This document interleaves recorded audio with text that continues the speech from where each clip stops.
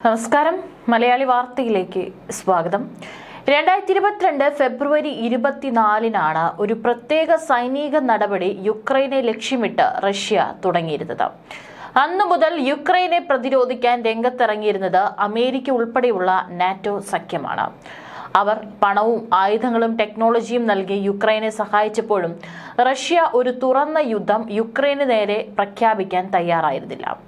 അതിന്റെ പ്രധാന കാരണം പഴയ സോവിയറ്റ് യൂണിയന്റെ ഭാഗമായിരുന്ന യുക്രൈൻ ജനതയോട് റഷ്യയ്ക്കുള്ള അനുഭാവം തന്നെയായിരുന്നു. യുക്രൈൻ നാറ്റോയിൽ ചേരാൻ ശ്രമം നടത്തിയില്ലായിരുന്നുവെങ്കിൽ ഒരിക്കലും ഇത്തരമൊരു സൈനിക നടപടിക്ക് റഷ്യ മുതിരില്ലായിരുന്നു എന്നതും വ്യക്തമാണ്. അന്ന് തുടങ്ങിയ നടപടി ഇപ്പോഴും നിലനിൽക്കുകയാണ്. ഇപ്പോൾ റഷ്യൻ വിമാനങ്ങൾ തങ്ങളുടെ വ്യോമാതിർത്തി ലംഘിച്ചാൽ അവയെ വെടിവെച്ചിടാൻ നാറ്റോ രാജ്യങ്ങൾ മടിക്കരുതെന്നാണ് US പ്രസിഡന്റ് ഡൊണാൾഡ് ട്രംപ് ആവശ്യപ്പെട്ടിരിക്കുന്നത്.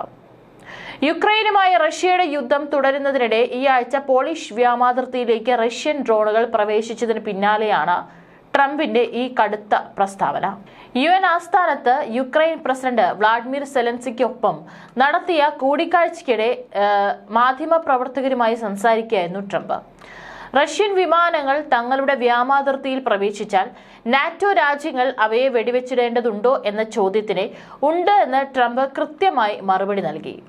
അത്തരമൊരു സാഹചര്യത്തിൽ US നാറ്റോ സഖ്യകക്ഷികൾക്ക് പിന്തുണ നൽകുമോ എന്ന ചോദ്യത്തിന് അത് സാഹചര്യങ്ങളെ ആശ്രയിച്ചിരിക്കും, എന്നാൽ നാറ്റോയോട് ഞങ്ങൾക്ക് ശക്തമായ നിലപാടാണുള്ളത് എന്നും അദ്ദേഹം കൂട്ടിച്ചേർത്തു. UN പൊതുസമ്മേളനത്തിൽ പങ്കെടുക്കാൻ ലോക നേതാക്കൾ ന്യൂയോർക്കിൽ ഒത്തുകൂടിയിരിക്കുകയാണ്.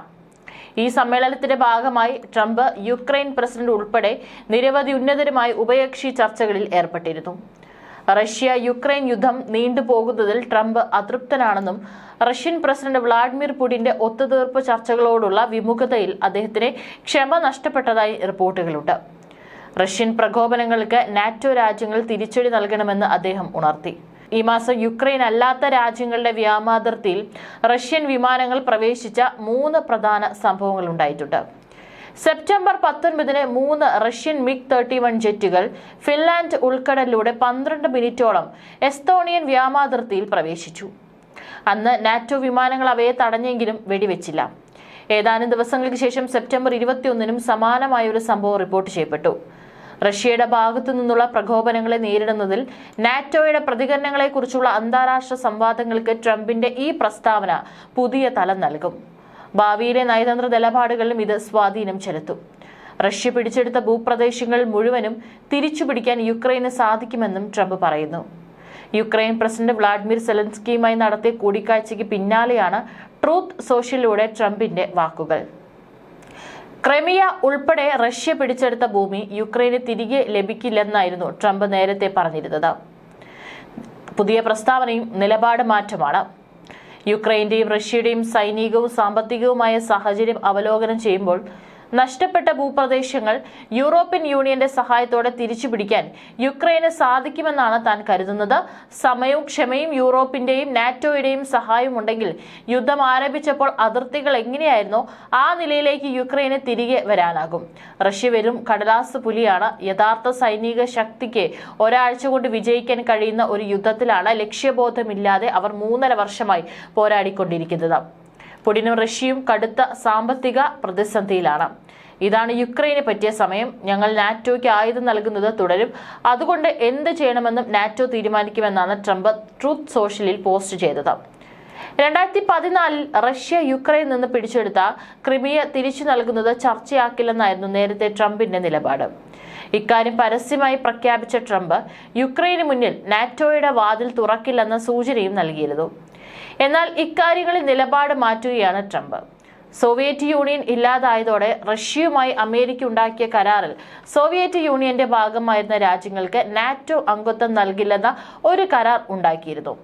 എന്നാൽ ഈ കരാർ ലംഘിച്ച് പിളർന്നുപോയ നിരവധി രാജ്യങ്ങൾക്ക് നാറ്റോ അംഗത്വം നൽകിയ പശ്ചാത്തലത്തിലാണ് റഷ്യയും നടപടി കടുപ്പിച്ചിരിക്കുന്നത്.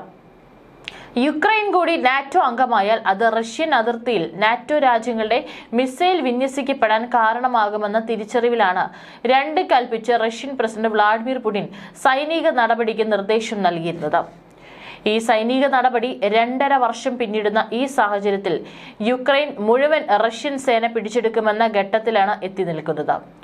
റഷ്യ കൈവശം വെച്ച പ്രദേശങ്ങൾ അവർക്ക് നൽകി ഒരു ഒത്തുതീർപ്പിന് ശ്രമിക്കാതെ പാശ്ചാത്യ ശക്തികളുടെ പ്രേരണയിൽ പിടിച്ചു നിൽക്കുന്ന യുക്രൈൻ പ്രസിഡന്റ് വ്ളാഡിമിർ സെലൻസ്കിയുടെ നിലപാടാണ് ഇത്തരം ഒരു സാഹചര്യം സൃഷ്ടിച്ചിരിക്കുന്നത്. ഈ സാഹചര്യത്തിൽ യുക്രൈന്റെ രക്ഷയ്ക്കായി സൈനികരെ അയക്കാനും കൂടുതൽ ആയുധങ്ങൾ എത്തിക്കാനും നാറ്റോ രാജ്യങ്ങളും ചില യൂറോപ്യൻ രാജ്യങ്ങളും തയ്യാറെടുക്കുന്ന പശ്ചാത്തലത്തിൽ ഈ നീക്കത്തെ തകർക്കാനും നാറ്റോ രാജ്യങ്ങളെ നിലയ്ക്ക് നിർത്താനുമുള്ള തന്ത്രപരമായ സൈനിക നീക്കമാണിപ്പോൾ റഷ്യ നടത്തുന്നത്. പോളണ്ടിന്റെ അതിർത്തി കടന്ന് റഷ്യൻ ഡ്രോണുകൾ കൂട്ടത്തോടെ പറന്നത് പോളണ്ടിനെ ആക്രമിക്കാനും മടിക്കില്ല എന്നതിന്റെ കൃത്യമായ സൂചനയാണ്. ജർമ്മനിക്കും ബ്രിട്ടനും എതിരായും റഷ്യ മിസൈൽ പോർമുന തിരിച്ചുവെച്ച സാഹചര്യമാണ് നിലവിലുള്ളത്. ഇപ്പോൾ റഷ്യയും ബെലാറസും സംയുക്തമായി ആരംഭിച്ച വലിയ തോതിലുള്ള സൈനിക അഭ്യാസങ്ങളും കിഴക്കൻ യൂറോപ്പിൽ ആശങ്ക വർദ്ധിപ്പിക്കുന്നതാണ്. പോളണ്ടിന്റെ വ്യോമാതിർത്തിയിലേക്ക് റഷ്യ ആക്രമണ ഡ്രോണുകൾ അയച്ചതിന് തൊട്ടു പിന്നാലെയാണ് ഈ സൈനിക നീക്കം എന്നതും ശ്രദ്ധേയമാണ്. ഈ സംഭവവികാസങ്ങൾ യൂറോപ്പിൽ ഒരു പുതിയ യുദ്ധത്തിന്റെ സാധ്യത ഉയർത്തുന്നതായാണ് അന്താരാഷ്ട്ര മാധ്യമങ്ങളും റിപ്പോർട്ട് ചെയ്തിരിക്കുന്നത്. സെപ്റ്റംബർ 12 മുതൽ 16 വരെ നീണ്ടു നിൽക്കുന്ന സൈനിക അഭ്യാസമാണ് സ്പാഡ് എന്ന് പേരിട്ട് റഷ്യ ഇപ്പോൾ നടത്തിക്കൊണ്ടിരിക്കുന്നത്. യുക്രൈൻ നഗരങ്ങളിൽ റഷ്യ വ്യോമാക്രമണം ശക്തമാക്കുകയും സൈന്യം യുക്രൈനിലേക്ക് കൂടുതൽ മുന്നേറുകയും ചെയ്യുന്ന സാഹചര്യത്തിലാണ് ഇതെല്ലാം നടക്കുന്നത്. തങ്ങളുടെ കമാൻഡർമാരുടെയും സ്റ്റാഫുകളുടെയും കഴിവുകൾ മെച്ചപ്പെടുത്തുവാനും സൈനികരുടെ പ്രാദേശിക സഖ്യ ഗ്രൂപ്പുകളുടെ സഹകരണത്തിന്റെയും ഫീൽഡ് പരിശീലനത്തിന്റെയും നിലവാരം മെച്ചപ്പെടുത്തുവാനുമാണ് ഈ അഭ്യാസമെന്നാണ് റഷ്യൻ പ്രതിരോധ മന്ത്രാലയം അവകാശപ്പെടുന്നതെങ്കിലും അതൊന്നും തന്നെ നാറ്റോ രാജ്യങ്ങൾ മുഖവിലക്കെടുത്തിട്ടില്ല. ഇങ്ങനെ ഒരു പരിശീലനം നടത്തുന്നതിനിടെ തന്നെയാണ് 2.5 വർഷം മുമ്പ് യുക്രൈനിലേക്ക് റഷ്യൻ സൈന്യം ഇരച്ചു കയറിയതെന്നാണ് അവർ ചൂണ്ടിക്കാട്ടുന്നത്. പോളണ്ടിൽ റഷ്യ ആക്രമണം നടത്തുമെന്ന് തന്നെയാണ് നാറ്റോ രാജ്യങ്ങൾ കരുതുന്നത്. റഷ്യയുടെ പ്രകോപനപരമായ സൈനിക നീക്കങ്ങളിൽ പോളണ്ട് കടുത്ത ആശങ്കയും രേഖപ്പെടുത്തിയിട്ടുണ്ട്. മുൻകരുതലിന്റെ ഭാഗമായി ബെലാറസുമായുള്ള അവസാന അതിർത്തിയും പോളണ്ട് അടച്ച സാഹചര്യമാണുള്ളത്. വരാനിരിക്കുന്ന ദിവസങ്ങളെ നിർണായക ദിവസങ്ങൾ എന്ന് വിശേഷിപ്പിച്ച പോളണ്ട് പ്രധാനമന്ത്രി ഡൊണാൾഡ് ടസ്ക് 2ാം ലോക മഹായുദ്ധത്തിന് ശേഷം തന്റെ രാജ്യം ഇതുവരെ കണ്ടിട്ടില്ലാത്തത്രയും വലിയ തുറന്ന സംഘർഷത്തിലേക്ക് അടുത്തിരിക്കുകയാണെന്നാണ് വിലപിക്കുന്നത്. അതിർത്തി അടയ്ക്കാനുള്ള പോളണ്ടിന്റെ തീരുമാനം റഷ്യയുടെ സഖ്യകക്ഷിയായ ബെലാറസിന്റെ മണ്ണിൽ വെച്ച് പോളണ്ടിനെതിരെ ആരംഭിച്ച ആക്രമണോത്സുകമായ സൈനിക അഭ്യാസങ്ങളോടുള്ള പ്രതികരണമാണ്. റഷ്യയുടെ ഇപ്പോഴത്തെ നടപടികൾ യുക്രൈനെതിരെയല്ല, മറിച്ച് മുഴുവൻ ലോകത്തിനെതിരെയുമാണെന്നാണ് യുക്രൈൻ പ്രസിഡന്റ് വ്ളാഡിമിർ സെലൻസ്കി മുന്നറിയിപ്പ് നൽകുന്നത്. പോളണ്ടിന് പുറമെ അയൽ രാജ്യങ്ങളായ ലിത്വാനിയയും ലാത്വിയയും സുരക്ഷ ശക്തമാക്കുകയും വ്യോമാതിർത്തികൾ ഭാഗികമായി അടച്ചിടുകയും ചെയ്തിട്ടുണ്ട്. ബെലാറസിനും റഷ്യയുടെ കലിൻഗ്രാഡ് എക്സ്ക്ലേവിനും ഇടയിലുള്ള നാറ്റോയുടെ ഏറ്റവും ദുർബലമായ പ്രദേശമായ സുവാൽക്കി ഇടനാഴിയിലെ റഷ്യൻ സൈനിക അഭ്യാസം അമേരിക്കൻ പ്രതിരോധ മന്ത്രാലയവും പ്രത്യേകം നിരീക്ഷിച്ചു വരികയാണ്. ഈ അഭ്യാസങ്ങൾ പോളണ്ടിന് നേരെ ആക്രമണം നടത്താനുള്ള ഒരുക്കങ്ങളാണെന്നാണ് തന്നെയാണ് പോളണ്ടിലെ സൈനിക നേതൃത്വവും സംശയിക്കുന്നത്.